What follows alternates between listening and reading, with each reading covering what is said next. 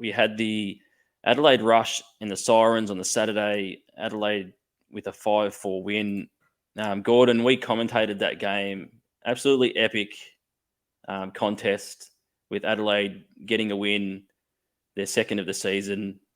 What were your takeaways from that win and that weekend? I think for the Saturday game, I was interested in Adelaide, how they would play, because that opening weekend against Brisbane, they never actually held a lead during regulation at any point. They ended up winning, coming from behind and beating the Lightning 6-5 in overtime in that first game, and then lost the second.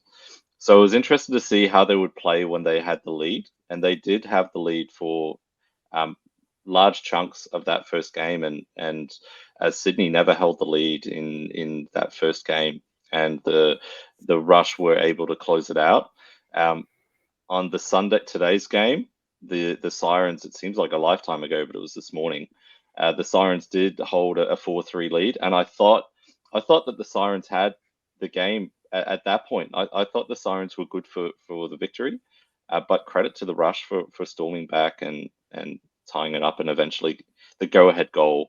We got to talk about Kirsty Venus and Maya Tupper, just insane. That the license that they've been given. It'll be interesting to get your thoughts on it, Graham. The license that they've been given to offensively is unbelievable.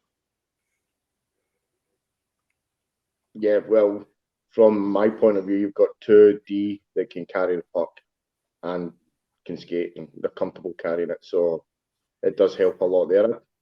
I didn't really notice much of them playing together on the same line much. They kind of been split, except from that last one where they scored on. It seemed that Adelaide went with a bit of a power line, and yeah, what a goal! You know, it was a great build up, and then take that shot from Kirsty Venus. It was a great goal. Yeah, they definitely played on different lines. It seemed like one of them was on the ice the entire game, and was so such dynamic players, and not afraid to get in first on the forecheck, which, you know, as a forward, you need to be conscious of what's happening, just so that you can take up your responsibilities as the high forward.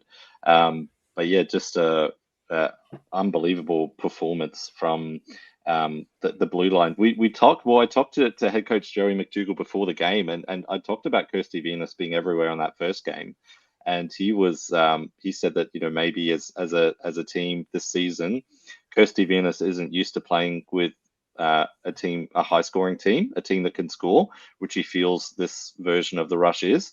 And so he said, you know, maybe as a coaching staff, we need to rein her in a little bit. We've discussed whether or not we do that after this weekend. I don't know what you do. Yeah, but the thing is as well, they've got players like Kate Tahima and Natalie Iris, who once Venus goes forward, they've got smart players to sit back and strong skaters to sit back in that defensive role. So they've definitely got it covered. They're good. They're a very good side.